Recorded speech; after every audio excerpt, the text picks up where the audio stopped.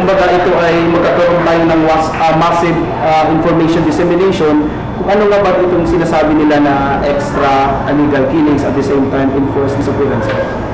Sa nasabing forum, isa-isang tinalakay ng mga guest speaker na sina Maria Cecilia Edita Burgos mula sa Free Jonas Burgos Movement ang patungkol sa current national situation hinggil sa nagaganap na pamamaslang sa bansa, kung saan ayon sa kanya, ang Pilipinas ang may longest running insurgency sa buong Asia, at si Max de Mesa naman, chairperson ng Philippine Alliance of Human Rights Advocates, na siyang nagbahagi ng ilang puntos hinggil sa domestic and international standards and possible areas for reform at ang mga pagsubok sa mga kasalukuyang kaso patungkol sa extrajudicial killings at enforced disappearances sa bansa. Samantala, malaki naman ayon kay DWCC SAO Director Gaspan ang may tutulong ng aktibidad na ito sa mga mag-aaral upang maaga pa lamang maikintil sa kanilang mga murang isipan ang kanilang mga karapatan at ang kasalukuyang estado ng bansa sa ganitong usapin. Sa DWCC, hindi lang yung hinuhubog natin yung buhay intellectual ng mga bata, kung hindi hinuhubog natin dito yung kabuuan ng bata. Ibig sabihin, kabuuan ng kanilang pagkatao. Kasama na doon yung tinatawag natin na basic human rights. Paglabas nila dito sa paaralan, hindi lang napuno ang kanilang isipan, pati yung puso nila ay may laman din. Kung ano nga ba ang basic human rights na sinasabi natin. Susunod, mahigit sa 400 kaso ng dengue na itala sa probinsya, 3 namatay. Yan at iba pang mga balita, makalipas lamang po ang ilang paalala. Have you been looking for the perfect piece of furniture for your home? Come, visit us at Homemart, the biggest furniture store in the South. From varieties of beds, sofas, dining tables, cabinets, occasional cabinets, and many, many more. At Homemart, we know the value of furniture, that's why we give the best quality at the lowest price. So why wait? Come and visit us at JP Rizal Street, Barangay Camille Mill. Homemart is truly the mark of your modern home. Build your home in the new city, Savannah Neo Calapan, a community with modern space planning for single detached and townhouse with floor area of 45 square meters and lot area of 45 square meters, 2-bedroom units. Affordable price package of 875,000 pesos for only 4,990 pesos monthly amortization through Pag-ibig. Other financing available through in-house and banks. Fronting the Filipiniana Hotel, Savannah Neo Calapan is walking distance to Regional Mall, which features Robinson's Retail Group anchored tenant, 2 cinemas with 150 seating capacity, children's play area, regional government center, IT zone, Eco Park, among others. Ongoing housing construction with several units ready for turnover. For particulars, call Marketing Management, RGV Real Estate Center Incorporated, 286-7527, 286-7567. Owner Developer, Savannah Neo Calapan Development Corporation. Model units available for viewing or log on to www.rgvcenter.com. Sa pagpapatuloy ng ating mga balita, kasabay ng patuloy na pagdami ng kaso ng dengue sa buong bansa, kinumpirma ni Center for Health Development Provincial Team Leader Dr. Elsa Alberto na sa lalawigan patuloy din na nadadagdagan ang bilang ng mga naitatalang kaso ng mga tinamaan nito.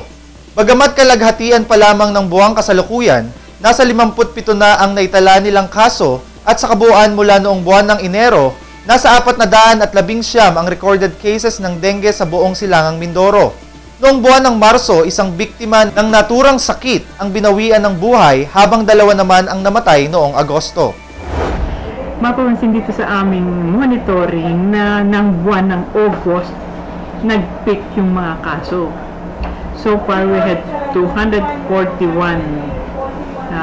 reported cases at unfortunately, 2 po dito ang nasawi.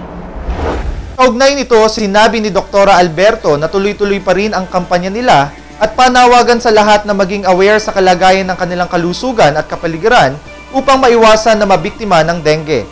Tuloy pa rin ang ating kampanya para maiwasan ang sakit na ito dahil lalo nga may magagawa namang pamamaraan sa pamamagitan ng pagsira ng tirahan ng mga lamok na isa sa vector ng sakit na ito. So, tuloy natin yung ating kampanya na alisin yung mga tubig sa mga sa mga container na pwedeng pamugaran ng mga lamok. At kung mayroon ng lagnat, mayroong mga simptomas, ay magpunta ka agad sa hospital kasi itong mga cases na namatay ay mostly mga late consultation na wala nang magawa pagdating sa hospital, maghahanap pa ng dugo. Samantala, bukod sa lungsod ng Calapan, nakatakda ring mamahagi ang DOH ng mga insecticide-threatened curtains sa mga paaralan sa bayan ng Rojas. Matatandaan na ang mga nasabing kortina ay proyektong inilunsad ng Kagawaran ng Kalusugan upang bigyan ng proteksyon laban sa mga lamok na nagdadala ng sakit ng dengue ang mga mag-aaral lalo't higit iyong mga daycare students.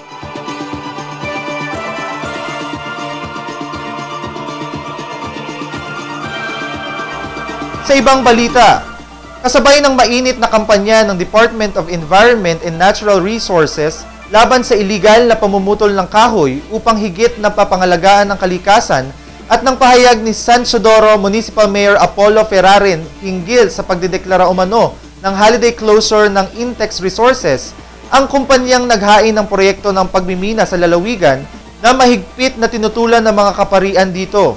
Nanawagan din si Apostolic Vicariate of Calapan Bishop Warlito Kahandig hinggil sa pangangalaga sa kabundukan.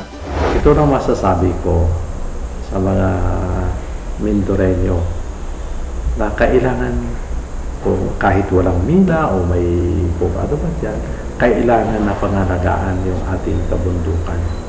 At ang pangalagaan nito ay sa pamamagitan ng pagtanim ng mga puno, subalit kailangan din siguraduhin na walang magpapamansamantala ng mga punong ito. Sapat sa ngayon ay mayroon pa rin nagpuputol ng mga kahoy. Hindi lamang iasa natin sa gobyerno.